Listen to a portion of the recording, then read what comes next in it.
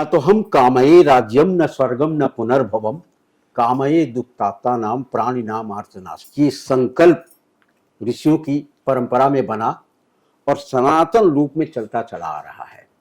आज इस परंपरा के वाहक और मानने वाले लोगों की संख्या कितनी है और क्या है, ये सब जानने के लिए हमें विभिन्न आलोकों में झांकना होगा, पहचानना होगा, पता करना होगा। और ये सब जानने के लिए आज हमारे बीच में पवित्रानंद गिरी जी महाराज हैं। उनके सानिध्य में बैठ करके हम किन्नर समाज की विविध गतिविधियों के साथ साथ सनातन रूप में उनकी क्या पहचान है, जो किन्नर की पहचान है, उस पहचान को जानने पहचानने के लिए हम आज आपसे सीधा मुखातिब हैं। वेद ज्ञान में अगर आप झांकिए तो जो वेद का जो मंत्र है, पहला मंत्र का जो अक्षर है ऋग्वेद में, वो आ अक्षर से शुरू होता है। आ जिसका कभी क्षरण नहीं होता। अग्नि मीले पुरोहितम यज्ञ देव मृतजम होतारम रत्न धातमम। यज्ञ की अग्नि ही श्रेष्ठ है। वो अग्नि ही है जो हमको जीवन देती है और जीवन को नष्ट भी करती है। किन्नर जिसको कह रहे हैं वो वास्तव में है क्या, कौन है, कहाँ है, कैसे है, ये कहाँ से आए हैं? ओम नमो नारायण, जय श्री महाकाल। ये जो किन्नर समाज है ये तो पहले से सनातनी, बचपन से ही सनातनी और सन्यासी हैं जैसे पैदा होते हैं, लेकिन कहीं ना कहीं समाज में एक गलत फहमी या गलत भ्रांतियां जो रही हैं, क्योंकि समाज, कभी कभी मुझे लगता है कि समाज को भी हम दोष नहीं दे सकते, क्योंकि हमारा जो समाज है वो समाज हमेशा सिर्फ कोई भी गीता के ऊपर के 2 पन्ने पढ़ता है, उसके अंदर झांकने की कोशिश नहीं करते। अगर उसने 2 पन्ने पढ़ भी लिए तो उसे लगता है कि कहीं ना कहीं ये जो 2 पन्ने हैं ये मेरे लिए सर्व ज्ञान है और ये ज्ञान सबसे बड़ा है। तो इसी को चलते हुए जैसे हम बड़े हुए, क्योंकि एक जन्म होना ये सबसे बड़ी सत्यता है और एक स्मशान तक पहुंचना ये उससे बड़ी सत्यता है। वही एक हमारे जीवन का सबसे सत्य है और उस सत्य के लिए हम इतनी जो पूरे जीवन भर किसी को दुखाते हैं, किसी को घिन नजरे से देखते हैं, किसी को हम द्वेष करते हैं, ईर्ष्या करते हैं, और इसी जीवन के साथ हम बड़े होते हैं और हम समाज को देखते हैं कि समाज में ये जो उलाढाल है, ये जो क्रिया है, ये किस तरह से एक दूसरों के प्रति घृणा बनती है, ईर्ष्या बनती है। आज हम देखते हैं कि अच्छे अच्छे जगह पे सब कुछ बुरा होता है, मर्डर होता है, ईर्ष्या होती है, लेकिन कहीं ना कहीं इससे परे अगर हम जाते हैं तो वो है हमारे ग्रंथ, पुराण और धर्म। अगर हम धर्मों को एक साथ लेके चलते हैं, आज हम हिंदू के बारे में बहुत लोग जानते हैं या हम अदर धर्म को भी देखते हैं, तो कहीं ना कहीं सबका समूह एक ही होता है, लेकिन सिर्फ हमें एक दूसरे के जो विश्लेषण है, एक दूसरे की जो सोच है, वो हमारी अलग अलग होने से हम कहीं ना कहीं एक दूसरे को समझ नहीं पाते हैं। सेम बचपन से हमने भी वही देखा है कि मेरे भाई बहन इतने अच्छे, मेरे माँ बाप इतने अच्छे, लेकिन कहीं ना कहीं आज भी हम ये सब चीजों से दूर हैं, हम ज्ञान से दूर है। अब बोलते हैं ना, जिसको ज्ञान नहीं है और जो ज्ञानी नहीं है उसके पास हमेशा एक ईर्ष्या, एक द्वेष और घृणा रहेगी, क्योंकि वो नहीं समझ पाता है। एक श्लोक के माध्यम से अगर इसको हम समझें तो हंस श्वेता वकः श्वेता को भेदा वकः हंसयो नीर क्षीर विवेकम तु हंसो हंसा वको वका। जिस तरह से हंस और बगुले में अंतर होता है, उससे तरह ज्ञानी और अज्ञानी में अंतर है। ज्ञान और विज्ञान के साथ जुड़ करके जो बढ़ता है तो अज्ञानता जहां होती है उसको धराशायी करने के पीछे दोनों का अंतर है। तो आज जो भ्रांति है, विशेष करके किन्नर को लेकर के बड़ी भ्रांति है। इसको जो है, इस भ्रांति को तोड़ने के लिए जो समाज में एक तो हीन भावना, एक तिरस्कार की भावना और एक स्वीकार्यता, तीनों चीजें हैं। तीनों को आप किस तरह से डिफाइन करेंगे? सबसे पहले तो है कि जो ग्रीन भावना है, अगर एक मनुष्य ने जन्म लिया है तो वो कुछ कारण से ही जन्म लेके इस धरती पे आया है। और जो हमारे, जिसको हम देखते नहीं है, जिसको हम सिर्फ एक उनकी पूजा करते हैं, आज तक भगवान मैंने देखे नहीं है। भगवान तो मैंने सिर्फ मेरे माँ बाप को ही देखा है सबसे पहले।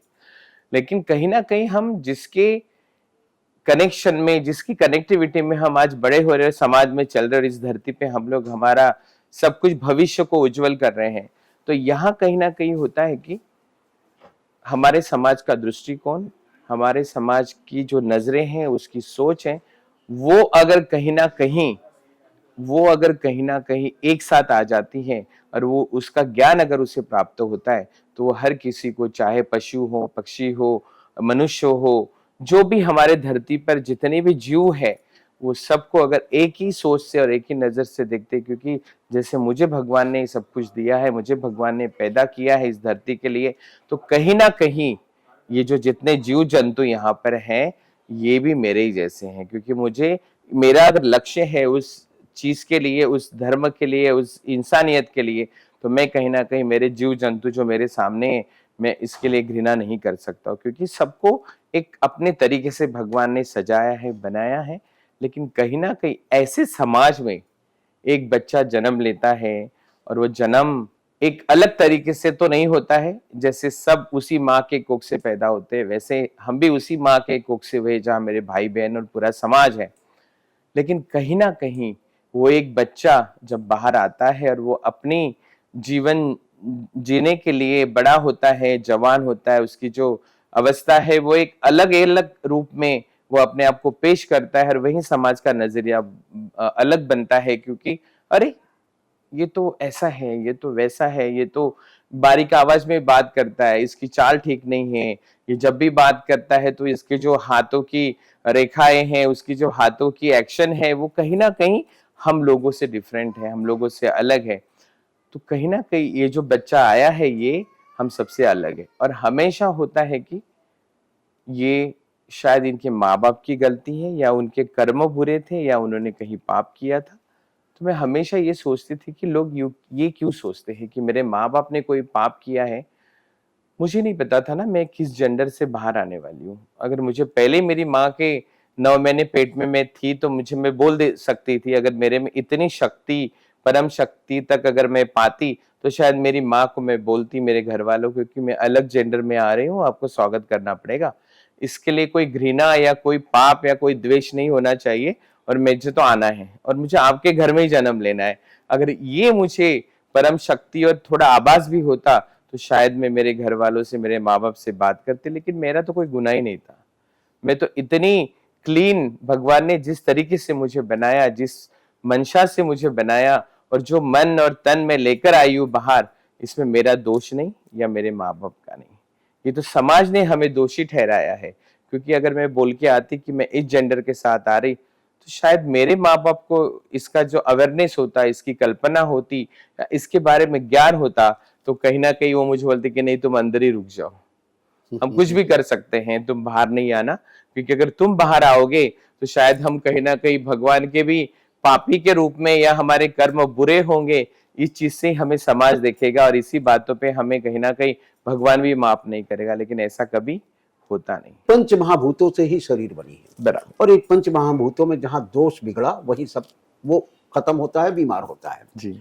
समदोषः समदग्निश्च दग्निश्च समधातु धातु। मलक्रिया आत्म इंद्रिय में ना स्वस्थ इत्य धीये थे। जी, जी। तो ये जो पंच धातु की त्रिदोष है, इन त्रिदोष से ही जीवन बना हुआ है। तो जीवन की साक्षरता और जीवन का ज्ञान, इन सबको अगर हम एक साथ मिला लें, तो सब एक यूनाइट, एक पुंज के रूप में आता है। जी। वो पुंज कहाँ है? वो शून्य में जाता है। और अगर देखा जाए तो वो महाकाल बाबा की ही, वो कहीं न कहीं एक आशीर्वाद से निकल करके आता है, वो उनकी ही एक ज्योति है।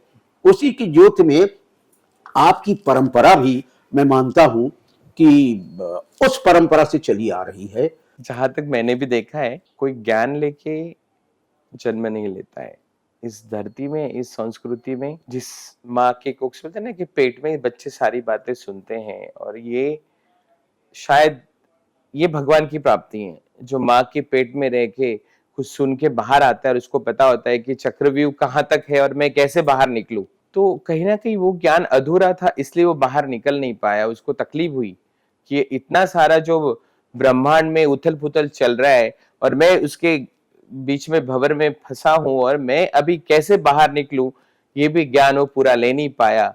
जितना भी ज्ञान उन्होंने लिया, उतना उन्होंने वहां पे सहजता से उस ज्ञान को निभाया, अपने आप को बड़ा किया, क्योंकि मुझे इससे बाहर निकलना है। लेकिन कहीं ना कहीं वो ज्ञान भी माँ के पेट में अधूरा, सुनते सुनते वो कहीं रुक गए, और उनका काल आ गया, या हमारे किन्नर समाज में निरक्षर लोग बहुत हैं, क्योंकि पहले से इस ज्ञान की, किसी को अपना नाम लिखना नहीं है, किसी को अपना सिग्नेचर नहीं आता है, किसी को 2 शब्द लिखने नहीं आते, कहीं ना कहीं ये अज्ञान जो है ये हमारे कालांतर से चला आया।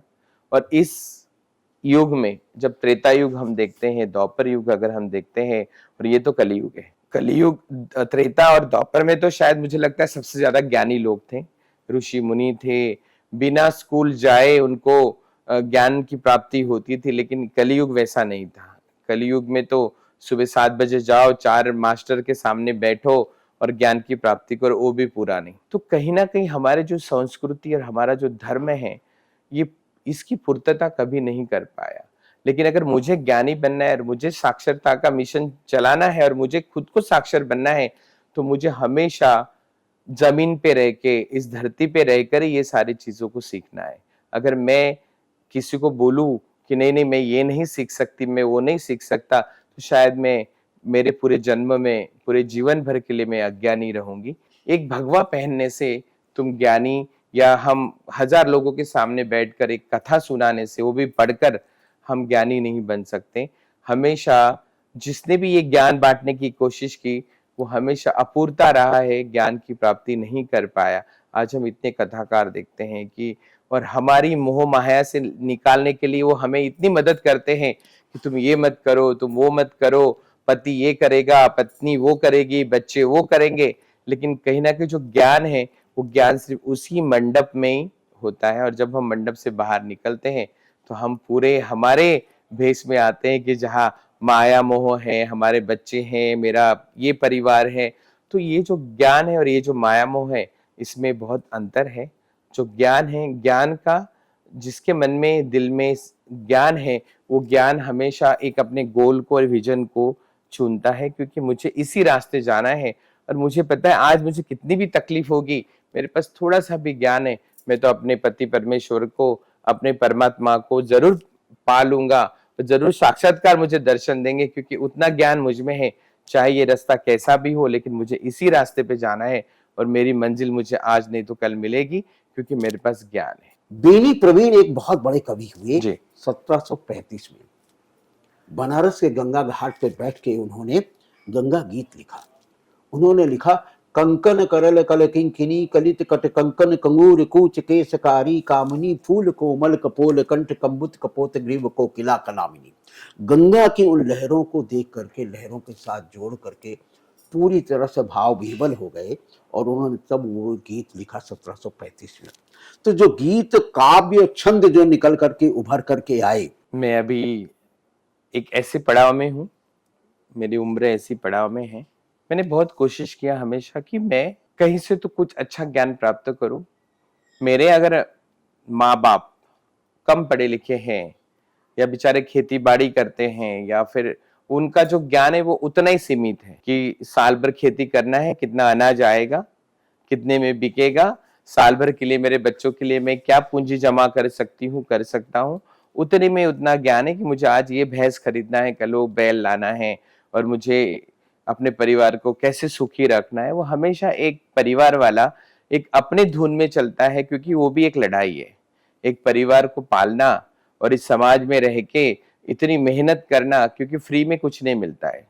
जब बच्चे बड़े हो जाते हैं तो माँ बाप भी फ्री में उनको नहीं खिलाते, क्योंकि उनको पता है कि अगर हम बूढ़े हो रहे हैं तो मेरे बच्चे भी बड़े हो रहे हैं, और मेरे पास जितना धन है उसकी पूर्ति कहीं ना कहीं एक दिन खत्म हो जाएगी। रखा तो इतना सारा है, लेकिन जो बोलते हैं ना, लक्ष्मी आने के लिए तो बहुत टाइम लगता है और जाने के लिए तो यूं चली जाती है, किसी को पता भी नहीं चलता। तो वैसे ही वो परिवार की सोच होती है कि नहीं, जब बच्चे बड़े हो रहे हैं तो उनको भी काम करना चाहिए, क्योंकि वो भी एक जीवन जो है, जैसे नौकरी, अगर मैं मेरे माँ बाप के परिवार के साथ हूँ तो मेरा भी वही जीवन है कि मुझे इनके यहाँ भी रह के फ्री में कुछ नहीं मिलेगा। भले ही उन्होंने मुझे जन्म दिया, छोटे से बड़ा किया, कपड़े सिलाए, एजुकेशन दिया, लेकिन आज मेरा काम है कि मैं उस परिवार के लिए कुछ करूं। मेरे पास थोड़ा एजुकेशन है, थोड़ा दिमाग है, उस माइंड से अगर मैं काम करता हूं या करती हूं, तो कहीं ना कहीं मेरे परिवार को सुखी रखता हूं। वही अगर हम काशी पहुंचते हैं, बनारस पहुंचते हैं, तो बनारस के बारे में तो बिल्कुल एक अलग ही ज्ञान है और अलग ही अद्भुत उस बनारस का चित्र हमारे आंखों के सामने हमेशा होता है। जैसे फर्स्ट टाइम पहली बार अगर बनारस में, बनारस को देखने के लिए, बनारस की जगह पे पैर रखने के लिए विष्णु जी आए और शिव जी ने बहुत फोर्स किया कि आप वहां जाओ और वहां देख के आओ कि मैं वहां बैठ सकता हूँ या रह सकता हूँ, या मुझे जो भी उस काशी को स्थापन करने के बाद मुझे जो भी वहां पे क्रिया करनी है क्या मैं कर सकता हूँ। तो इसी भेष में विष्णु जी को भेजा गया और विष्णु जी बहुत कंटाला कर रहे थे कि नहीं नहीं मुझे नहीं जाना है और मैं क्यों जाऊं। लेकिन फिर भी नारद जी कहीं ना कहीं अपने बजाते हुए, खंजर बजाते हुए चलते रहे और विष्णु जी के कदम काशी की ओर बढ़ते रहे और सूर्य नारायण जी उनके साथ थे। उन्होंने आके पहले उस जगह का भ्रमण किया कि मेरे शिव जो है वो यहाँ कैसे अवतरित हो सकते हैं, कैसे यहाँ अपने आप को बिठा सकते हैं काशी विश्वनाथ। उसी तरह से जो विष्णु जी ने आके पहले पड़तालनी की कि इस शहर में, इस गांव में, इस नदी के किनारे, क्योंकि गंगा तो तब आने की थी, गंगा तो बहुत लेट आई। काशी नगरी भगवान शंकर के त्रिशूल पर बसी हुई Yes. है, तो वो काशी कहलाई। और वरुणा नदी से चल के और 80 घाट तक 80 घाट पहुंचती है, तक पहुंचती तो वरुणासी तो वाराणसी हो गई। और पूरा रसमय बना हुआ है संसार वहां का, तो वो हो गया बनारस। बनारस। तो काशी, वाराणसी और बनारस, बनारस। ये 3 नाम उसमें हो त्रिशूल। जाते हैं, त्रिशूल के रूप में आ जाता है ये। विष्णु जी के कदम पड़े वरुणा नदी के किनारे और उनको कहीं ना कहीं ज्ञात हुआ कि नहीं, मेरे भोले बाबा, मेरे जो शंकर है वो तो यहाँ आराम से रह सकते हैं, क्योंकि जिस मिट्टी पे उन्होंने पैर रखा था वहां की जो मिट्टी थी वो सबसे ज्यादा पावन और पवित्र थी। और जैसे विष्णु जी वहां पर आए, विष्णु जी एकदम प्रसन्न मन से थे कि नहीं मुझे भी यहीं बैठना है। लेकिन मैं जिस जगह पे बैठा हूँ, वरुणा नदी और जो संगम होता है गंगा माँ का, उस घाट, वो पहला घाट है बनारस का, वहां पे उनका बहुत बड़ा मंदिर है। और सूर्य नारायण जो थे वो भी साथ में थे। उन्होंने डिस्कस किया, उन्होंने बातचीत की कि हम इसकी रचना कैसे करें। जब शंकर जी ने उनको पूछा क्या मैं वहां रह सकता हूँ, मैं वहां पे दर्शन दे सकता हूँ या मेरी स्थापना हो सकती है, तो विष्णु जी ने बड़े अच्छे हृदय से उनको बोला कि नहीं महाराज, आपके लिए तो वो जगह सबसे ज्यादा पवित्र है और आप वहीं रहेंगे। जब विष्णु जी ने पूरा देख रेख करके, विश्वकर्मा जी, विष्णु जी, सूर्य नारायण जी जब यहाँ से वापस लौटे, तो तब जाके शिव जी ने वहां आने का मन बसाया और वहां पे आकर अपना स्थान बनाया। सेम है कि जब पार्वती जी जब चल रही थी तो उनके कान का कुंडल गिर गया। आज सब लोग बोलते हैं कि काशी शापित है, काशी का गंगा जल कोई लेके नहीं जा सकता, क्योंकि कुछ पल के लिए काशी की जो गंगा है वो उल्टी बहती है। वो तो हमारे विधाता का विधान है और उस विधान के साथ हमारी सृष्टि है और हम इंसान बने हुए हैं। लेकिन कहीं ना कहीं वो इतनी परेशान, शिव जी भी उनको मदद नहीं कर पाए कि जो कान का गिरा हुआ अगर उस घाट पे उन्हें मिल जाता तो शायद आज वहां पे मणिकर्णिका घाट नहीं होता। लेकिन वो विधाता की जो विधान है उसके आगे कोई जा नहीं सकता, ना उसके पीछे कोई जा नहीं सकता। लेकिन जो लिखा है और जो बना है वो उसी हिसाब से जो बन के रह गया। और आज जो झुमका नहीं मिला और वो इतनी परेशान त्रस्त बेचारी पार्वती माँ और अपना झुमके के लिए इतनी बेबस थी कि उन्होंने वो पूरा बनारस छान मारा, लेकिन वहां पे उनको अपना जो कान का गिरा हुआ कुंडल था वो नहीं मिला। और उन्होंने वहां पे खुद को, क्योंकि वो उसका हृदय इतना जल रहा था ना, क्योंकि कान का जो कुंडल गिरा था और उसकी जो जलन उनके हृदय में हो रही थी, तो वही उन्होंने शाप दिया कि यहाँ पे हर वक्त जलता रहेगा। और वो उसका नाम पड़ गया मणिकर्णिका घाट। और आज वो 24 घंटे एक भी ऐसी वहां पे शांति नहीं होती है कि आज यहाँ पे कुछ कोई आया नहीं, इस स्मशान में कोई आया नहीं, या कोई किसी की मृत्यु हुई नहीं, या यहाँ पे आज कोई शव जला नहीं। 24 घंटे वो जगह पे हमेशा चिताएं जलती रहती है। जैसे माँ पार्वती का हृदय उस कुंडल के लिए जलता रहा और उसी हृदय के साथ, जलते हुए हृदय के साथ माँ ने वहां पे श्राप दे दिया कि इसी घाट पे पूरे जीवन भर, मतलब जितने भी जन्म आएंगे, जितने भी युग आएंगे, हर युग में ये यहाँ पे ये चिताएं जलती रहेगी, क्योंकि मेरा कलेजा जो है, मेरा हृदय जो है वो इतनी बुरी तरह से जल चुका, लेकिन फिर भी मेरा कुंडल मुझे नहीं मिला। तो उस जगह पे उन्होंने जब श्राप दिया तो आज वो 24 घंटे हम सभी देखते हैं। हम तो शौक से लोग जाते हैं वहां पर, नमस्कार करने जाते हैं, आशीर्वाद लेने जाते हैं। मैं भी बहुत बार जाती हूँ। मैं कभी स्मशान नहीं गई जीवन में, लेकिन जब भी मैं बनारस जाती हूँ तो एक खिंचाव उस तरफ आता है कि वहां जाने के बाद मुझे पता चलता है कि यही है हमारा आखिरी स्थान। हम कुछ भी कर ले, लेकिन आना तो यही है। यहाँ पे कोई जात नहीं, यहाँ पे कोई पात नहीं, यहाँ पे कोई बड़ा छोटा नहीं है, यहाँ पे सब बराबर है। यहाँ पे किसी का घमंड नहीं चलेगा, यहाँ पे किसी का कोई ईर्ष्या नहीं चलेगी। तो लेकिन एक जो बना है सृष्टि ने, जो बना है हमारे भगवान ने, वो जो बातें और जो पुराने हैं वो सच में सच है। अगर हमें उसको हम और अच्छी तरह से तराशते हैं, एक शिव पुराण ले लो, हम अगर शिव पुराण को तराशते हैं तो शायद हमारे जीवन की प्राप्ति हमारे ग्रंथों में ही है।